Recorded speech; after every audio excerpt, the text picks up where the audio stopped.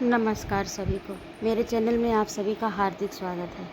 आज मैं उपस्थित हूँ चित्रा मुदगल की लिखी कहानी आंगन की चिड़िया लेकर। तो आइए कथानक प्रारंभ करते हैं। कुइयाँ के थिर जल से ठकराई कलसी सा भक भकाया जी डूबने को हो रहा, भक भक भक। कार्तिक पूर्णिमा का नहान अभी शेष है, मगर उतरती दोपहरी अचानक अरराते घटाटोप से समलाई कसैली मन हुसियत छींटती दबे पांव घर में दाखिल हो चुकी है। ऋतुएं भी छुट्टा छोर सी जब चाहे भेष बदल लेती हैं कि आंखें आसमान से टिका उनकी नब्ज ढूंढते रहो। ऐसे रंग बदलते महीने उन्होंने पहले तो न देखे थे। बिजली का बिल भरने जाना था, सो यही कहकर घर से गए हैं पाठक जी कि वापसी में नया बाजार मोहरकर की गली में मेजर अवताड़े के घर से होते हुए आएंगे। 2-4 बाजी उनके संग जमाएंगे ब्रिज की। कैंटीन से सामान मंगाने वाली लिस्ट जो बनाई है उन्होंने, उसे भी मेजर साहब को पकड़ाते आएंगे। कैंटीन में ज़रूरत की चीज़ें किफ़ायती दामों में मिल जाती हैं। अवकाश प्राप्ति के साथ ही ये सब भी सोचना पड़ रहा है। वैसे छठा पे कमीशन आ रहा है, लागू होते ही हाथ सिकोड़ने से खासी राहत मिलेगी। पाठक जी उत्साह से भरे हुए हैं, गुणा भाग में लगे रहते हैं। जब से लागू होगा पिछले बकाए की तगड़ी रकम हाथ आएगी। दीबू के ब्याह लगन की चिंता से मुक्त हैं। पाठक जी के घर से निकलते ही दीबू यानी उनकी दिव्या का फ़ोन आया था गुड़गांव से। स्वर उलझन में डूबा हुआ था, महसूस हुआ और बोल असमंजस में घिरे हुए। स्वर उलझन में डूबा हुआ सा महसूस हुआ और बोल असमंजस से घिरे हुए। कह रही थी कि जिन 3 लड़कियों के साथ वह साझे का फ्लैट लेकर रह रही है, उनके साथ अब उसका निवाह संभव नहीं। देखा नहीं था उन्होंने आने पर उन कामचोरों को। कल रात तो हद ही कर दी सांभवी ने। मैं क्यों उसकी एस्ट्रे सिगरेट के टोटे और राख झाड़ती फिरूं? क्यों सहूं उसकी ज्यादतियाँ? क्यों झेलूं उसके ऐब? 6,000 अपने हिस्से का दे रही हूँ हर महीने। 10,000 और मिलाकर अपना घर न ले लूँ मैं? सुर के उखड़ेपन ने उन्हें सतर्क किया। दबी जबान से उन्होंने अपनी असहमति दर्ज कराई। अकेले रहने और 3 के साथ साथ रहने में फ़र्क है दीबू। रही ऐब की बात तो सुन लो, जब 4 जने मिलकर रहते हैं तो उन्हें एक दूसरे के छोटे मोटे ऐब झेलने ही पड़ते हैं। हमने भी झेले हैं। जब मैं इलाहाबाद में पढ़ रही थी, हॉस्टल में रह रही थी, तो मेरी रूम पार्टनर थी बानी। बानी को पान खाने का शौक़ था। पान और पान डिब्बे भर का ही शौक़ होता तब भी गनीमत थी।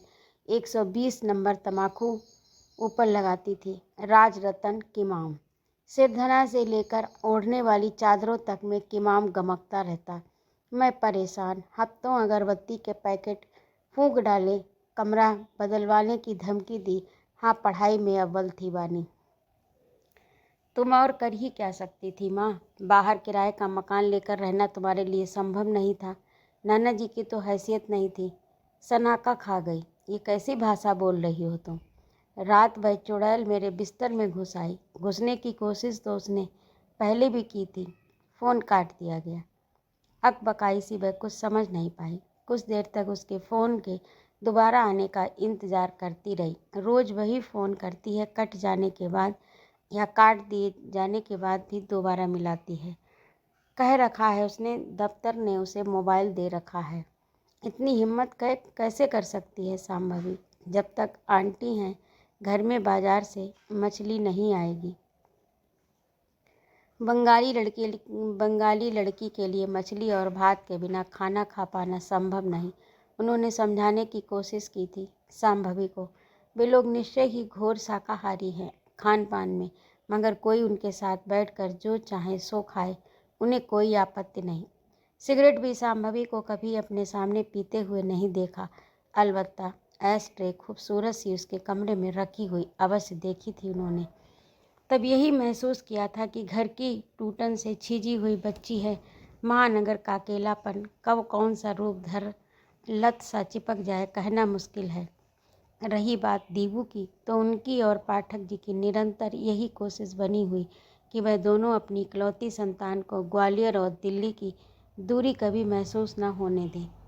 IMT गाजियाबाद में MBA कर रही थी, तब भी उसकी भाग दौड़ बदस्तूर जारी थी। मायके और ससुराल वालों ने यहाँ तक चेतावनी दे डाली, बच्ची को अकेले दिल्ली काहे भेज रही हो, नौकरी वही करवानी है तो यहाँ की रियासत छोड़ दिल्ली ही मकान क्यों नहीं खरीद लेते। अनिरुद्ध तो अब रहा नहीं, किस किस से तर्क वितर्क करते और बताते कि बेटे के लिए बुने गए सपने भी अब बच्ची की उठान में सलमे से टक गए हैं।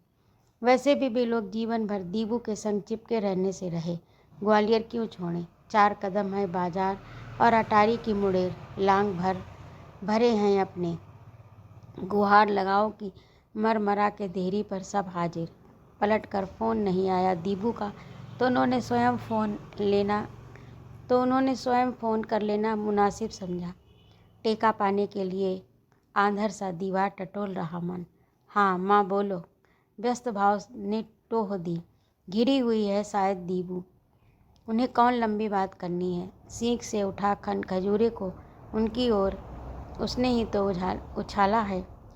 सुन, तूने जो कहा गलतफहमी भी तो हो सकती है तेरी। गलतफहमी? मानो सहेली के संग गलवैयाँ डाल के सोया नहीं जा सकता। उनकी नादानी पर तरस आती। चप्प सी ध्वनि उसके कान में सरकी। छोड़ो माँ, अब इतनी भी नादान नहीं मैं कि मकसद न भांप सकूं। 36 साल पुराना है उनके निवाड़ के पलंग का गद्दा। ब्याह के समय धुनकवा के भरवाया गया था। रुई गठिया रही। धुनकवाना जरूरी है। कब से टल रहा है मामला। खोल के लिए मोटा पटरी वाला कपड़ा खरीदना होगा, तभी तो धुनकवाया जा सकेगा। उनकी तरफ कुछ अधिक ही पठारी हो रहा। पीठ में दर्द उठने लगता है। वैसे गद्दा इतना बुरा भी नहीं जितना अभी चुभ रहा है। कल दोपहर चैन की नींद सोई है इसी गद्दे पर।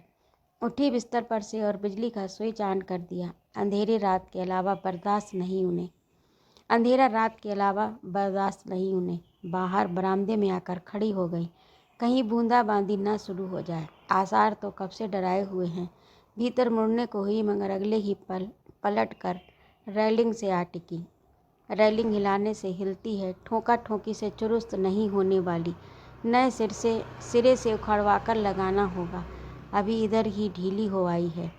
अनिरुद्ध और दीबू छुटपन में इसी पर घुड़सवारी किया करते थे। चलो कुलच्छनों से दूर है दीबू, अपने को सुनाया उन्होंने। उनके बेचैन होने से क्या होगा। अपनी परेशानियों का समाधान बच्चे अब स्वयं खोजने लगे हैं। समझना तो बड़ों को है। ज़रूरत न होते हुए भी अपनी परेशानियों का गुड़ा भाग क्यों करते रहते हैं। अनमनाहट को घूंटना होगा। आएंगे जब आएंगे पाठक जी, अपने लिए तो वह चाय चढ़ा ही दे। बुरी आदत है पाठक जी की, मोबाइल जेब में रखने के लिए तैयार नहीं होते। दीबू ने जबरन खरीदवा दिया, तब भी वही पर्स में डाले घूमती हैं। भरोसा नहीं पाठक जी का, आते ही पकौड़े की फरमाइश न कर दें। फिर कसैले मौसम में उन्हें अक्सर पकौड़े ही सूझते हैं। बाप के दाहिने है दीबू, पकौड़ों की शौकीन शिकायत करती है। दिल्ली में बेसन फेंटने की जहमत नहीं उठाते लोग, सोडा डालकर पकौड़े तल लेते हैं। उसे फिटे बेसन के पकौड़े पसंद हैं। दिल्ली में भी घटा टोप छाया हुआ होगा क्या। 1.5 महीने बाद दीबू ने उन्हें मोबाइल पर सूचित किया। उसी कॉलोनी से लगी दूसरी कॉलोनी में उसने 2 शयन कक्षों वाला एक छोटा सा फ्लैट खरीद लिया है। एक फ्लैट किराए पर ले लिया है। अग्रिम दे चुकी है वह। किराए की रकम 18,000 प्रति माह। सुनकर उनके मुंह के बोल चुक गए। महीने भर पहले उसने इत्तला दी थी कि उसने पुराने मकान मालिक को सूचित कर दिया कि वह इस व्यवस्था में रहने की इच्छुक नहीं। अब चौथी लड़की बतौर किराएदार वह चाहे तो स्वयं तलाश ले या उन तीनों के जिम्मे छोड़ दे, वह जाने। परेशानी यह थी कि मकान उसे इफ़्को चौक के आसपास ही चाहिए था। दफ्तर की गाड़ी सुबह वहीं से उसे लेती है और वापसी में ठीक उसी ठियाँ उतार देती है, 2 अन्य सहयोगियों के साथ। फिर उदंडता तो नहीं की सांभवी ने, पूछे बिना नहीं रह पाई उससे। सबक सीखने से डर गई होगी। कैसा सबक? वही जो मैं सिखाती उसे। जाने क्यों परसों लगा था ऐसा कि हेलो के बाद कट गया। फ़ोन सांभवी का था। हो सकता है उसी ने किया हो। अभी परसों ही तो उसने कहा था घर से निकलने से पहले आंटी की याद आ रही है। मन में आया था कि फ़ोन कर लूँ उसे। माँ, क्यों बात करोगी उससे? इडियट प्रपंची है। तर्क मुखर होने से पहले पाया उस ओर दीबू है ही नहीं। उसकी इस आदत से उन्हें तकलीफ़ पहुंचती है। किसी के सामने आने पर फ़ोन बंद कर देना और उसकी न सुनना और बात है, किंतु अपनी टिप्पणी के विरुद्ध तर्कों का सामना करने से मुंह मोड़ना उदंडता। उदंडता कैसी? पाठक जी सुनकर हंस पड़े। कन्नी काटने वाली हंसी। सयानी हो गई है बच्ची, सीखो के पुलिंदे पकड़ाना बंद करो। सांभवी को प्रपंची कह रही है तो लगी होगी उसे प्रपंची। मुझे तो नहीं लगी, तब नहीं रही होगी, अब हो गई होगी। खींच हो आई उन्हें, समझ नहीं रहे। स्वर उग्र हो आया। 4 बच्चों की माँ तक दिल्ली में अकेले घर से निकलने में डरती है। ऊपर से ये जिद्दन मानने को तैयार नहीं। साथ नहीं रहना उन लड़कियों के तो ना रहे, पेइंग गेस्ट होकर रह ले किसी भले घर। नहीं झेलना होगा उसे औरों को, उसकी मर्जी। उसका सोचना गलत भी नहीं लग रहा कि हम लोग आते जाते रहेंगे उसके पास। वह तो अब भी आते जाते रहते हैं। अब और तब में फ़र्क होगा ना। तब हम जब तक जी चाहे बेटी के पास रह सकते हैं। उन्हें याद आया, MBA पास करते ही हॉस्टल से सामान उठाया नहीं था। सूचना मिली कि एक अमेरिकन सॉफ्टवेयर कंपनी में दीबू की 3.5 लाख रुपए सालाना की नौकरी लग गई। हालांकि साल भर का प्रोबेशन पीरियड है। पाठक जी के पर लग गए। दिन भर डायरी खोले बैठे, रिश्तेदारों और अजीजों को फ़ोन लगाते रहे, अपना छल छलाता गर्व बांटने को। गर्भ में ऊब चूब होने से सभी कह रहे थे, भाई साहब लड़का दीबू से 21 हो तभी हमें बताएं। दूसरे रोज नया बाजार के चौक पर स्थित हनुमान लड्डू भंडार से असली घी के आधा किलो के डिब्बे तुलवाए गए और चिलचिलाती धूप की परवाह न करके रिक्शे में लद कंपू तक बटे। उनके लिए विशेष रूप से गर्मा गर्म तुलवा लाए दीबू की पसंद के बरई वाले गुलाब जामुन। विशेष छूट चाहिए अपने खाने के लिए। उन्होंने हंसते हुए छूट दे दी, पानी में धोकर खा सकते हैं। पिछले हफ्ते ही पाठक जी की मधुमेह की जांच करवाई थी। नाश्ते से पहले और तगड़े नाश्ते के बाद आश्वस्ति हुई। रक्त में चीनी नियंत्रण में थी।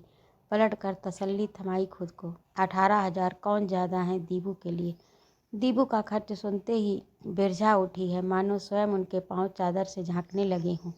अपने को खूंद रही हैं तो यह भी महसूस हो रहा है कि ऊपरी बातों के बहाने असल में निरंतर चुभ रही है उसके अकेले रहने की जिद।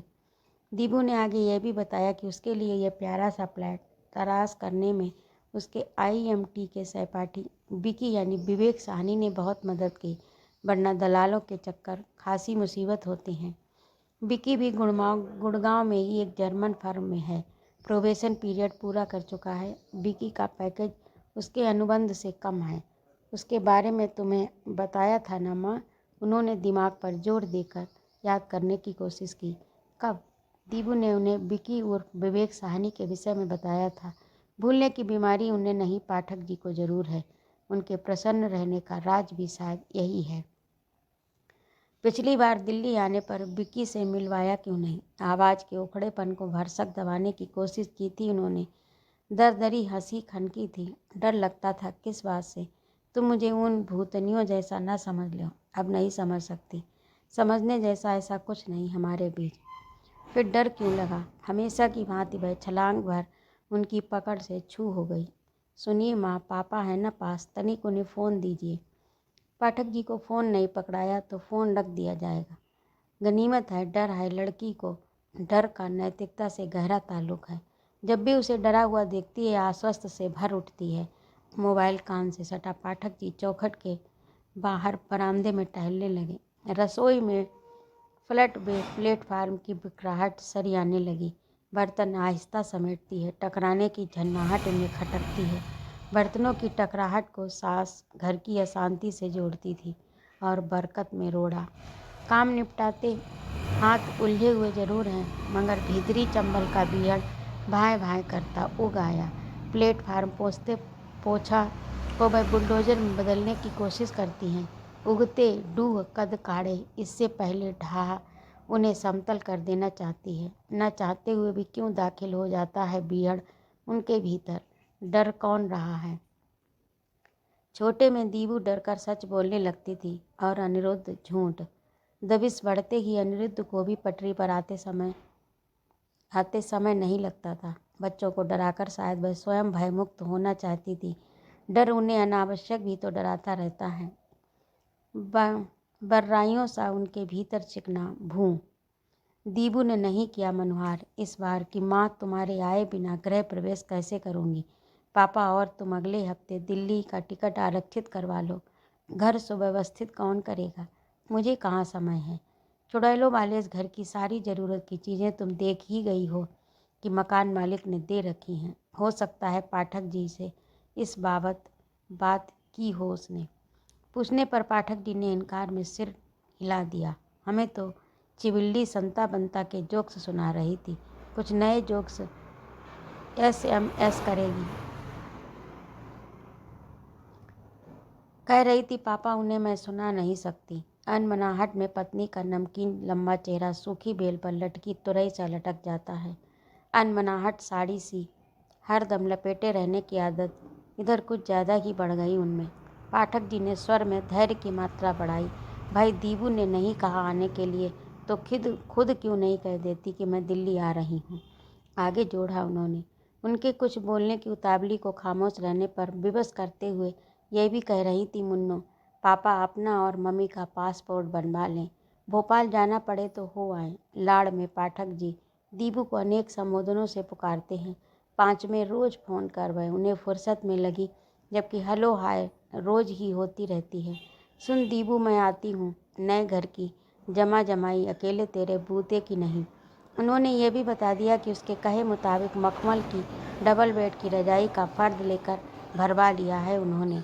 रंग भी उसकी पसंद का मिल गया।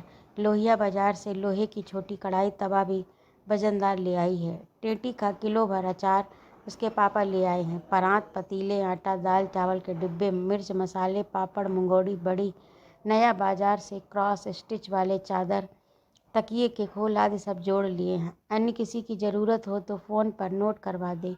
सब साथ में आ जाएगा। टिकट ताज से ही बुक करवाएंगी। शताब्दी से इतना सामान आना मुश्किल है। रुकना पड़ा उन्हें। दीबू ने सकचाते हुए बीच में टोका अभी थोड़ा रुक जाए। कारण ही तो गले का फंदा हो रहा है। भयंकर मारा मारी है। घर की रंगाई पुताई होनी है। अगले हफ्ते वह एक अन्य विदेशी कंपनी ज्वाइन करने जा रही है। 12.5 लाख साल की पैकेज डील हुई। पिछली कंपनी उसने पिछले महीने छोड़ दी थी। उन्हें और पापा को नहीं बताया तो सिर्फ यही सोचकर कि खामखा उनके चैन में खलल क्यों डाले। नई कंपनी जे को ज्वाइन करते ही उसे फ़ौरन जिनेवा जाना है। कंपनी की एक प्रशिक्षण योजना के तहत जिनेवा से 1.25 महीने बाद लौटना होगा। इसी बीच वीज़ा आदि की औपचारिकताएं पूरी होनी हैं। आने की कोशिश होगी उसकी ग्वालियर लेकिन गुंजाइश निकलती नहीं दिख रही। उसके जिनेवा से लौट आने पर ही वे दिल्ली आने का कार्यक्रम बनाएंगे। संभव है तब तक लोन आदि का प्रबंध कर वह अपनी नई गाड़ी खरीद ले। गाड़ी के बिना दिल्ली में आवाजाही कठिन है। गाड़ी चलाना सीख रही है। बाकायदा ड्राइविंग स्कूल ज्वाइन किया हुआ है। पापा से जिक्र न करें उन्हें चौंका देना चाहती हूँ स्टेशन से घर ले जाकर। उन लोगों की कमी उठते बैठते निरंतर महसूस हो रही है। छोटा शहर अकेला नहीं करता बड़ा निगल लेता है। कल रात उसकी और पापा की इतनी ज़ोर से याद आई कि उनकी गोद की हुड़क जो मचती है। जिनेवा जाने से पहले फ़ोन पर उनका आशीर्वाद लेगी। एयरपोर्ट से उन्हें फ़ोन करेगी। अब उससे यह न कहने लगें कि वह ग्वालियर से उसके रास्ते के लिए खस्ता बनाकर भेज रही हैं। कोई आने वाला ना मिला तो कोरियर से सुरक्षित भिजवाने का जतन करेंगी। माँ क्यों याद आ रही हो इस वक्त इतनी ज़्यादा। सुनते ही भड़बड़ाया मन आँखों में उमड़ आया। हास्यास्पद लगने वाले उनके पापा के तमाम संबोधन उसे पुकारने के पिघलने को बेचैन हो आए उनके होठों पर। मुन्ना मोंटू मोरी बिलरिया चुनमुन पुत्ती पिड़कुल पिपीलिका बंदरिया कुलबुल बछिया। सिर पर भरे बादलों सा वक्त गुजरने लगा। वक्त बहने के लिए ही होता है। ऐसे बहता कि कब उम्र गुजर गई अंदाज़ा ही नहीं लगता। जिनेवा से प्रशिक्षण लेकर लौटी दीबू हांगकांग, ऑस्ट्रेलिया और अमेरिका की यात्रा पर निकल गई। पाठक जी बात होने पर अपनी बिलरिया को समझाते, नित्य प्रति सोने से पूर्व डायरी लिखना ना भूलें, अलग अलग जगहों के अलग अलग एल्बम बनाना ना भूलें, यह करना ना भूलें, वह करना ना भूलें। उधर से हाँ पापा में ही जवाब मिलता रहा होगा। बिना सुने उन्हें अंदाजा है। पिछली किसी शाम पाठक जी हुलस के मित्र मेजर अवताड़े को फ़ोन पर बता रहे थे, एक बे है कि एक ही शहर में घर घुसरू से बने, कभी बाहर निकलने की ही नहीं सोची। ग्वालियर न छोड़ने के चक्कर में उन्होंने अपने कई महत्वपूर्ण तबादले भोपाल जाकर राजनीतिज्ञों के दरवाजे खटखटाकर निरस्त करवाए। पदोन्नति का मोह छोड़कर देश ही नहीं घूम पाए वह, और उनकी दीबू का एक पाँव हवाई जहाज में ही बना रहता है। शादी, हाँ, उसकी शादी की चिंता बराबर बनी हुई है उन्हें। वे भी तो परिचित हैं उनके रायबरेली वाले बड़े मामा प्रोफेसर रामबचन तिवारी से। आईएएस में इसी साल चुन लिए गए सर्वेश मिश्रा के मामा के माध्यम से उन्होंने दीबू और सर्वेश के ब्याह और लेन देन के संदर्भ में बात चलाई। तस्वीरें मांगी गईं। दीबू की तो अनुराधा ने भेज ही दी बड़े मामा जी को। बात लड़का लड़की की पसंद पर टिकी हुई है। ना, आप ठीक कह रहे हैं मेजर साहब। पसंद के बावजूद टीम टाम में लाखों ढीले करने पड़ सकते हैं। हाँ, हमने भी तय कर लिया है कौन तो 4 औलाद को लग्गे लगाना है। हमें ले दे के एक दीबू ही तो है। कपड़े व अलमारी में सरियाते हुए चिहुक कर ख्याल आया, गैस पर चाय का पानी चढ़ा कर आई थी। काम से हाथ खींच दौड़ी तो पाया पतीले की पेंदी अंगारा हो रही। अलमारी जब जब कपड़े निकालने के लिए खोलती हैं, बीच के कोने पर हैंगर पर टंगे अनिरुद्ध के स्कूल के कोट को छूना नहीं भूलती। पलटी और शेष कपड़ों को यथास्थान रख कोट को छूने लगी। उसास गहरा गई, कितना रुके और रुका जाए तब ना। मुंह देखे बिना सब्र नहीं बनता, जैसे विदा कर दिया हो दीबू को। मकर संक्रांति से पहले ही अड़ गई। खिचड़ी वही बनाएगी और यहाँ निकाल कर रख जाएगी ताकि पाठक जी हाथ लगाकर भिजवा दें। नया बाजार, द्विवेदी पंडित जी के घर। मोबाइल पर दीबू को सूचित कर दिया गया, 12 जनवरी को वह ताज से दिल्ली आने की टिकट बुक कराने जा रही हैं। कोई हील हुज्जत नहीं सुननी उन्हें। काम धंधों की व्यस्तता सभी पर लदी होती है। उसके बाहर आने जाने से उन्हें कौन दिक्कत, घर है न रहने के लिए। पाठक जी ने पहले ही साथ चलने से मना कर दिया। पेड़ई पर हरनिया गुमटे सा बाहर निकल आया है। बाड़े के डॉक्टर मित्तल से निरंतर परामर्श कर रहे हैं। हार्निया के लिए बने विशेष बेल्ट को उन्होंने बांधे रखने का सुझाव दिया। दर्द मामूली सा उठता है। उनके लौटने तक ऑपरेशन टालेंगे। प्रोस्टेट की नई समस्या शुरू हो गई। दीबू से उनके कष्ट का रोना न रोएं। समय पर बताना जरूरी होगा, तब बता दिया जाएगा। मामूली ऑपरेशन है, नौकरी उसकी बड़ी है। बड़ी नौकरी की समस्याएं 10 चुसनी होती हैं। उन्होंने सरकारी नौकरी की है। सरकारी नौकरी ताजी बियाई भैंस सी दरवाजे बंदी सदैव निश्चिंत किए रहती है। सुनकर दीबू ने अब की कोई नानुकर नहीं की। कहा कि वह गुड़गांव से निजामुद्दीन स्टेशन पहुंचकर उन्हें ले लेगी, चिंता न करे। मौसम ने उनके अधीरता को अनुकूलता से सहलाए रखा। आशंकाओं को परे ढकेल 2 रोज से चमकीले सुनहरे घाम की चढ़त ने कोहरे को ठिठकाए रखा। उम्मीद थी कि ताज निर्धारित समय पर निजामुद्दीन पहुंच जाएगी। गाड़ी की रफ्तार जहां कहीं भी धीमी पड़ती, उनका जी बेलगाम होने लगता। पन्हाई गाय सा बछिया से लिपटने को व्याकुल। उसकी आंखों पर जैसे भरोसा नहीं था। व्याकुलता ने अपनी आंखें खोल ली थी। अंधेरे और दूर उजाले में उगती और पीछे छूटती बस्तियों को, खिड़की के मोटे कांच को भेद पहचान लेना चाहती थी वे आंखें कि दिल्ली कितनी दूर है। दीबू की गृहस्थी ढोकर ले जा रही हैं। देखते ही आंखें चमकाती अपने चिर परिचित चिलबिले अंदाज में खुशी से उछल पड़ेगी बाबली। उसकी खुशी बाड़े तोड़ती है तो वह आसमान में उड़ते गुब्बारे से उड़ने लगती है। उसके पाँव को हथेलियों से कस वह भी उसके संग उड़ान भरने लगती है। उड़ानें कल रात भी भरी थी उन्होंने। पिछले 10 वर्षों से मैं पाठक जी को मनाने की कोशिश कर रही कि अन्य व्यवहारिकता छोड़ वे तनिक दुनियादार हो जाएं, मगर बात उठाते ही उनकी वही पुरानी तोता रटंत शुरू हो गई। कोई कमी है हम लोगों को, ग्वालियर जैसी ऐतिहासिक नगरी में अपनी छत के नीचे बैठे हुए हैं। गुजारे को खासी पेंशन है। खासी इसलिए कि हमारे खर्च ही क्या, हारी बीमारी के लिए CGHS की सुविधा मालूम नहीं, तो फिर सांगीपुर की बित्ता भर की ज़मीन बंटवारा कौन, कारू का खजाना झोली में आ गिरेगा। बड़े भैया के बड़के ने अपना वर्तमान भविष्य सब कुछ झोंक दिया हरहों की सानी पानी खेत खलिहानों की गुड़ाई बुवाई में। बोलो क्या चाहती हो तुम? तन आए थे पाठक जी। बोले में निर्लज्ज हो आई। ध्यान से उसकी सुनी। अपने इधर 20 बिसुआ का बीघा होता और 1.5 लाख प्रति बीघे का हिसाब चल रहा है। उनके हिस्से के 6 बीघे के 9 लाख बनते हैं। 9 लाख की रकम छोटी नहीं होती। ज़मीन की कीमत पे कमीशन के बकाये की रकम हाथ आएगी तो दीबू की भामरों की चिंता से उन्हें मुक्ति मिलेगी। IAS दामाद का सपना निर्विघ्न साकार हो सकेगा। जहाँ तक लड़की के पसंद आने का प्रश्न है, बेटी देख मजाल कोई मुँह फेर ले। तंग हो आए पाठक जी ने पिंड छुटाया। इसी हफ्ते वे बड़े भैया को गांव चिट्ठी भेज देंगे। उन्हें स्पष्ट लिख देंगे अपने हिस्से के 6 बीघा खेत वे बेचने की सोच रहे हैं। बड़े भैया चाहें तो उनके खेत स्वयं खरीद लें। उन्हें भी अच्छा लगेगा अगर घर की ज़मीन घर में ही बनी रहे। आंगन द्वार बंटवाने का उनका कोई इरादा नहीं। वैसे भी उन्हें नहीं लगता कि बड़के के तीनों बेटे स्कूली शिक्षा पूरी कर गांव में बने रहेंगे। उच्च शिक्षा ग्रहण कर गांव लौटने की सोचेंगे। बड़कों को भी आगे चलकर छोटकऊ से बंटवारा कर गांव देरी का खाता बंद कर बच्चों के संग रहने को मजबूर होना पड़ेगा। बड़े भैया का छोटा बेटा छोटकऊ यानी कि एडवोकेट वीरेंद्र पाठक इलाहाबाद से वकालत कर रहा है। बता रहा था उसने तगड़े आसामियों के झूठे सच्चे मुकदमे हाथ में न लेता। वह तो वास्तविकता यह है कि वकालत का काला कोट खूंटी पर टांग कर नगर निगम की क्लर्की करने की नौबत आ चुकी होती उसकी। पिछले महीने ही नैनी में 1000 गज का प्लाट खरीदा है छोटकऊ ने। खरीदा होगा, हमसे तो उधार नहीं मांगा उसने। घिसे रिकॉर्ड की सूचना की दोहराहट ने पाठक जी में गुर्राहट पैदा कर दी। आगे इस विषय पर चुप रहना ही बेहतर लगा उन्हें।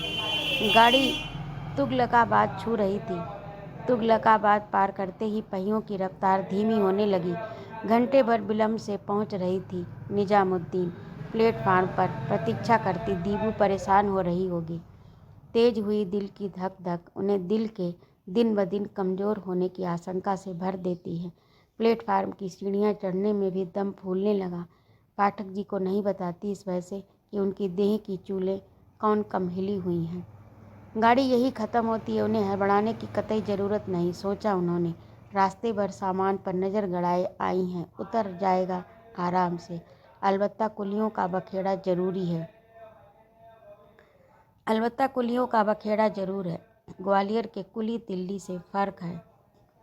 दिल्ली के कुलियों की मनमानी से भय लगता है उन्हें। पाठक जी ने चेतावनी देकर भेजा उन्हें।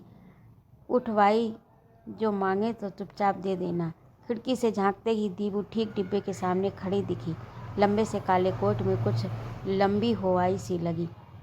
पागल ने कानों को ढकने के लिए स्कार्फ क्यों नहीं बांध रखा? इतनी रात में बालों के लहराते कट कौन देखेगा? वे अपनी सीट पर बैठी रहीं। सीट नंबर दीबू को पता है। डिब्बी में कुली घुसते नजर नहीं आए। मिल जाएंगे, जाड़े के दिन हैं। उतरती सवारियों से बचती दीबू माँ की गुहार लगाती हुई उसकी बाहों में भरकर सिमट गई और वे गौरैया हो आईं। विहलता को आंखों में छलने से बरजा उन्होंने महसूस किया सीने से आ लगी बेटी संयत है। माँ सामान। उन्होंने सीट के नीचे इशारा करते हुए उससे नीचे उतर कुली देख लेने का आग्रह किया। ज़रूरत नहीं कुली की, बिकी है ना साथ। दीबू की मुड़ती नज़र के साथ उसके ठीक पीछे आ खड़े हुए लड़के की ओर देखा उन्होंने, जो उनकी नज़र अपने ऊपर पड़ते ही उनके पांव छूने नीचे झुक गया। शालीन सकचाहट से सरो पार। आंटी आप चलकर प्लेटफार्म पर खड़ी हो जाएं, मैं सामान उतारता हूँ। ये सारा सामान अपना है? तो ये हैं बिक्की उर्फ विवेक साहिनी उर्फ सहपाठी मददगार जे की सहायक प्रोजेक्ट मैनेजर को घर दिलवाने वाला। प्लेटफार्म पर आकर खड़ी हो गई थी वे उनके निर्देशानुसार। होशियार है लड़की उनकी। सर्दी की ठिठुरती रात में जे की सहायक प्रोजेक्ट मैनेजर होने के बावजूद गुड़गांव से निजामुद्दीन उन्हें अकेले लेने आना। सुविधाओं से भरे शहर के जोखिमों का सामना करते हुए आसान नहीं था। सामान उतरवाने से लेकर कुली आदि के प्रबंध का जिम्मा आगे बढ़ विक्की ने ले लिया अपने कंधों पर। अच्छी मैनेजर है दीबू, सोचा उनके मन को आश्वस्त भी किया। स्कूल कॉलेज की दोस्तियां ही असली दोस्तियां होती हैं। उसकी जगह न रिश्तेदार ले सकते हैं न कार्यालय सहकर्मी, क्योंकि बीच में उनके न कोई स्वार्थ होता है न प्रतिस्पर्धा। ऐसा नहीं है कि दिल्ली में उनके गांव जवार के लोग नहीं रहते, मगर उनसे उन्होंने सदैव दूरी बरती है, वरना बच्चों को आगरे का ताजमहल दिखाने के बहाने वे ग्वालियर का किला देखने उनके घर आ टपकते। इस मुद्दे पर पाठक जी भी उनसे सहमत हैं कि पढ़ने वाले बच्चों को भूल कर भी रिश्तेदारों को देहरी नहीं टकानी चाहिए। पढ़ने वाले बच्चों को भूल कर भी रिश्तेदारों को देहरी नहीं टकानी चाहिए। किताबें खोलने की बजाय बच्चे वहाँ घर का आटा मारते नजर आएंगे। गाड़ी विक्की चला रहा है। पीछे बैठे हुए इच्छा हुई कि विक्की की बगल में बैठी हुई दीबू से ही पूछ लें, गाड़ी अच्छी है, तुमने खरीदी है, वही है ना? बिना बोले हुए जाने दीबू ने कैसे सुन ली उसके मन की बात। ये गाड़ी विक्की की है माँ। सेंट्रो में स्टील ग्रे रंग उपलब्ध नहीं था। शोरूम वालों ने कहा कि 15-20 रोज लग जाएंगे गाड़ी की डिलीवरी में। दिल्ली तुम मेरी उसी गाड़ी से घूमोगी। बरई वाले गुलाब जामुन लेकर आई हो ना माँ? लाई हूँ। प्रफुल्लित होया जी, दुकान से ताजे बनवा कर लाए हैं तेरे पापा। आवाज़ मचली, कहाँ रखे हैं? तेरे पाँव के आगे जो लाल रंग वाला एयर बैग रखा हुआ है उसी में है, सेलम वाले स्टील के बड़े कटोरदान में। सब दर का सावधानी पूर्वक एयर बैग उठाकर गोद में रख लिया गया। गाड़ी चला रहे विक्की से अंग्रेजी में पूछा गया, गुलाब जामुन खाओगे? जाने विक्की ने क्या जवाब दिया। उचटकर एयर बैग खोले बिना ही सघनाते कोहरे की नमी को पोंछने लगी। दीबू का उचटना उन्हें रुचा नहीं। आंखें फेर उन्होंने खिड़की से सटा ली, रूमाल निकाल खिड़की का शीशा पोंछा।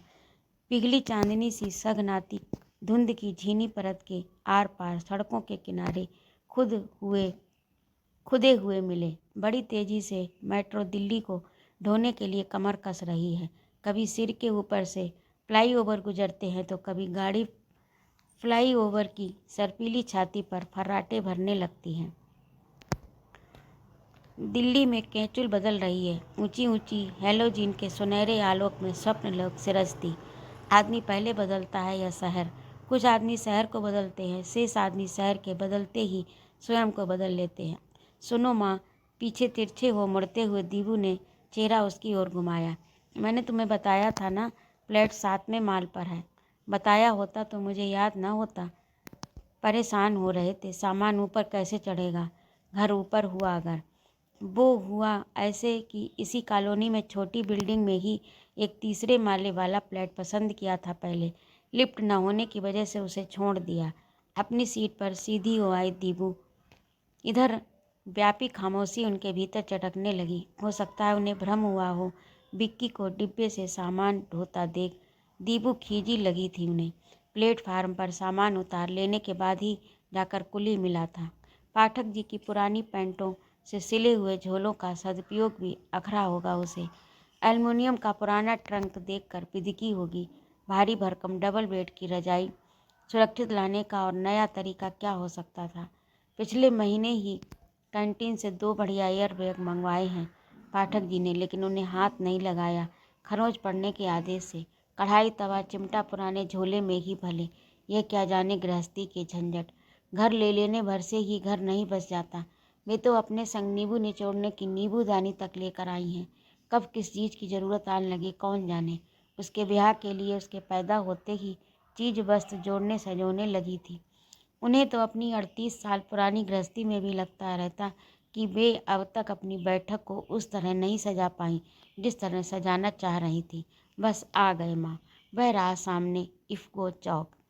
हम यहीं से मुड़ेंगे। मालूम है पिछली बार यहीं किसी माल में ले गई थी।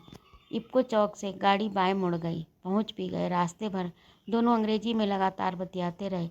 इलाहाबाद विश्वविद्यालय से उन्होंने भी अंग्रेजी में एमए किया है, मगर एक बात उनके पल्ले नहीं पड़ती कैसे। खुसुर फुसुर गलवैयाँ डाले कानों को ही समझ में आती हैं। कॉलोनी बड़ी शानदार लगी उन्हें। सजावटी पेड़ पौधों से सजे धजे गुलमोहर अभी कद काढ़ रहे हैं। 2-4 वर्षों के भीतर ही रिहाइश के लिए तैयार हुई लगती है। दीबू ने घर का लैच खोला, ठिठक गई दरवाजे पर। दोनों ओर क्रिसमस ट्री के 2 गमले रखे हुए हैं। चौखट के ऊपर लटक रहा था कच्छी तोरण। यहाँ कैसे आया? पिछली बार दीबू शांभवी अनिमा शुभ्रा के साथ मयूर विहार के निकट अक्षरधाम गई थी तो ग्वालियर के लिए हूबहू तोरण खरीदा था उन्होंने। कौड़ियों की झालर में गुथे गदराए रंग बिरंगे गेंदों के फूलों जैसे फुदनों से अलंकृत छोटा घर ठीक वैसे ही धज के लटके हुए नन्हे चोटीले। देहरी के भीतर पांव देते ही एक सुरुचिपूर्ण बैठक चढ़े बसंत सी आंखों में अंज गई। उदास हो आई। उम्र की दीवार पर दरकने मुंह काढ़ने लगी हैं और उनके सपनों की बैठक सपनों में ही जड़ी जमीन पर पांव तक नहीं दे पाई। दीबू ने उन्हें रसोई दिखाई। ये मॉड्यूलर किचन है महा, बस fridge microwave oven water purifier भर खरीदे हैं। गेरुए पर्दे खींच दरवाजे के कोनों में समेट उनकी कोहिनी पकड़ उसने उन्हें अपना शयन कक्ष दिखाया। हमारा बेडरूम, हमारा माने उन्हें भी वह अपने साथ ही सुलाएगी। मोटे गद्दे से सजा हुआ पीतल का सहाना भारी भरकम पलंग। पाठक जी के साथ मुंबई के जुहू होटल में एक बार ऐसे ही सहाना पलंग पर सोने की कोशिश में रात भर पलक नहीं झपकी थी। उनके चेहरे पर नज़र टिकाए दीबू ने उनके गालों को हल्के से छुआ। माँ, अचकचाई बहुत कलात्मक है, बहुत सुंदर। मैं तेरे लिए धानी रंग पर कत्थई फूलों वाली मखमल की डबल बेड की बहुत प्यारी सी रजाई भरवा कर लाई हूँ, अभी निकाल कर लाई। उमक कर बेमुड़ी। रुई की कौन ओढ़ेगा रुई की रजाई माँ? रुई की गद्दे रजाइयों में डस्ट हो जाते हैं। मैंने फॉर्म की खरीद ली है, पर तूने ही तो कहा था भरवाने के लिए। कहा होगा, तब तुम्हारी पसंद मेरी पसंद रही होगी। दोनों हाथ नचा कंधे उचकाए दीबू ने। हतप्रभ हो उठी। सीने में अचानक चंबल के ढूह भरभरा आए। कैसे बर्दाश्त कर ले कुतरती उपेक्षा। अगले ही पल समरी, पराए बच्चे के सामने नादानी उचित नहीं। भले बिकी दीबू का सहपाठी रहा है। जो कुछ अपनी बच्ची से निपटना है उसके जाने के बाद निपटा जा सकता है। सामान जहाँ पड़ा है वहीं पड़ा रहेगा। ठौर ठिकाने सुबह रखा जाएगा। जल्दी क्या है? वह मुड़कर शयन कक्ष से बाहर निकल आई। बैठक में रखे हुए सामान में से लाल रंग वाला मिठाई का एयरबैग ढूंढने लगी। एक अन्य एयरबैग के नीचे रखा हुआ दिख गया। उन्हें ऊपर वाला बैग उठाते देख विक्की उनकी मदद को लपक आया। एयरबैग भी खोल दिया उसने। बैग से उन्होंने मुरैना की गजक वाले किलो भर के 2 डिब्बे बाहर निकाले, गुड़ और चीनी दोनों के। इतने सामान की उठवाई ही पुलिस 100 से ऊपर धरा लेता। बहुत मदद की लड़के ने। खड़े हो डिब्बे उन्होंने विक्की की ओर बढ़ाए। खड़े हुए विक्की की ओर उन्होंने डिब्बे बढ़ाए। एक से ऊपर हो रहा बेटा, अब तुम घर के लिए निकल लो। घर वाले परेशान हो रहे होंगे तुम्हारे लिए। तभी सकुचाए से खड़े विक्की के हाथों से गजक के दोनों डिब्बे अपने हाथ में लेते हुए दीबू ने तनिक विनीत हो आए स्वर में उन्हें संबोधित किया। माँ, मैं तुम्हें और पापा को बताने की अब तक हिम्मत नहीं संजो पाई। कई बार कोशिश की, मगर सच तो ये है कि इतने बड़े शहर में अकेले रहना मुश्किल है किसी भी लड़की के लिए। हमने और विकी ने बिना फेरों के साथ रहने का निश्चय किया है। हम इस इंतज़ार में थे कि अब तुम आ गई हो तो हमारे संबंधों पर स्वीकृति की मोहर लग जाएगी। वे ढहती सी पास वाले सोफे के हत्थे से टिक सोफे में ढाल हो धंस गईं। आइए माँ, मैं आपको बगल वाला कमरा दिखा दूँ। आपका दीवान वहीं बिछा है। पहले कुछ खाएंगी? बड़ी कठिनाई से अपने स्वर को बटोर कर ओंठों तक खींचा। रास्ते में दवा खानी थी। 7 लाई कचौड़ियों में से एक निकाल कर खा ली। कुछ अबोले पल उनके निकट अनमनस्क से ठिठके हुए से खड़े रहे उन्हें उनका कमरा दिखाने के लिए। फिर शायद उन्हें भी महसूस हुआ होगा उन्हें उनकी मना स्थिति में ही इस जटिल समय में छोड़ देना मुनासिब होगा। उनके कमरे का दरवाज़ा उनसे ज़्यादा दूर नहीं है। उनके बेडरूम का दरवाज़ा बंद होते ही उनकी नींद भी वहीं बंद हो गई। तो अभी आप सुन रहे थे चित्रा मुदगल की लिखी कहानी आंगन की चिड़िया। आपको कैसी लगी कमेंट करके अवश्य बताइएगा। सुनने के लिए बहुत बहुत धन्यवाद। जय माँ भारती। यदि आपको मेरा कहानी सुनाना अच्छा लगा हो तो कृपया मेरे चैनल को सब्सक्राइब अवश्य करें, लाइक और कमेंट करें तथा अपने मित्रों में शेयर करें। जय माँ भारती।